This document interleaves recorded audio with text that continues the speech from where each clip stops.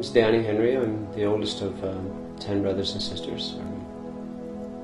And I'm Lyle Henry. I'm living and residing here in Pauquachin. I'm Coast Salish ancestry, and I remember our dad sharing stories about why he actually signed up and went to war. He was actually underage. It's always hard to talk about him, but I could see how good this is for being able to share a little bit about him, because he's gone, but he served in the Second World War. And I remember the stories, him telling me how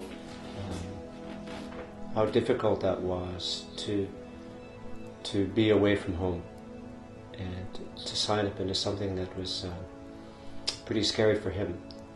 But at the same time, he would tell us stories about what it was like for him growing up and why he signed up to the war. He said his life was tough anyhow, and he wanted to explore something different.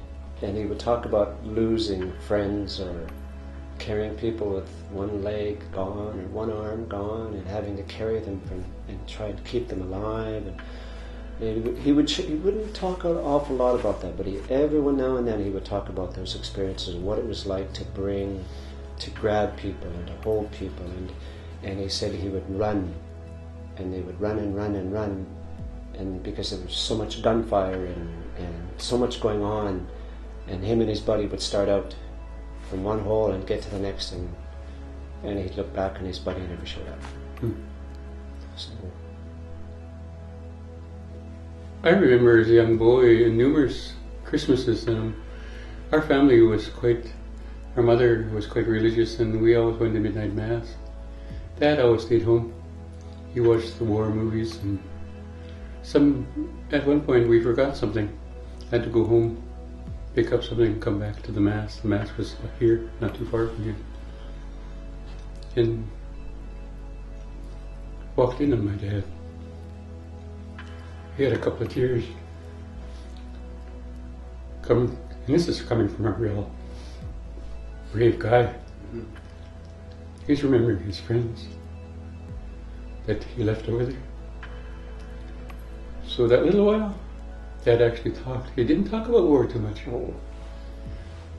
He said, "Sorry, son, just remembering all my friends.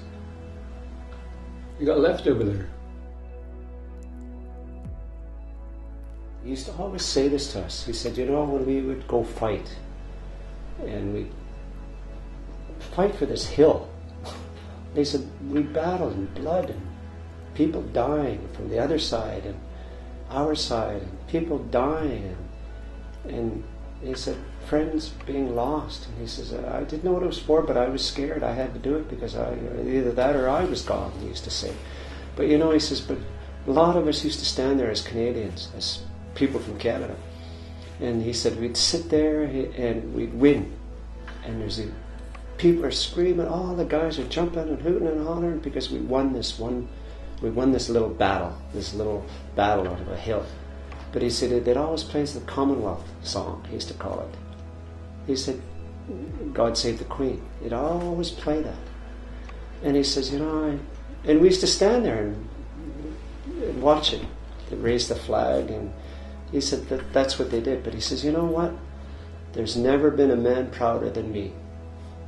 Is the day that Canada got its own flag. He says, because I can replay that back from all my friends that are gone now. He said, I wish that was there when we were in the war, because I'm a proud Canadian. And always thinks back of what that meant for us. And he used to always say that. Be proud of who you are. Be proud to be a Canadian. Don't go back and look at what they've done to us in our past.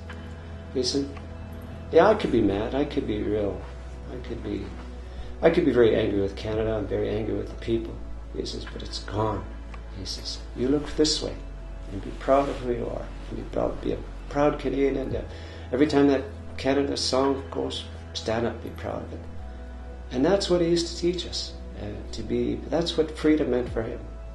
Being able to go to Remembrance Day and have that quiet tear or that cup of tea, special cup of tea, and lift it up and say thank you. Our family goes for tea and nice snack after the 11 o'clock ceremony, and kids talk about saying thank you to all the war veterans, Aboriginal, non-Aboriginal now, because they fought in the grunges and carried each other and cared for each other, got scared for each other, look after each other's back. So that's what freedom is about to us, to me and our family.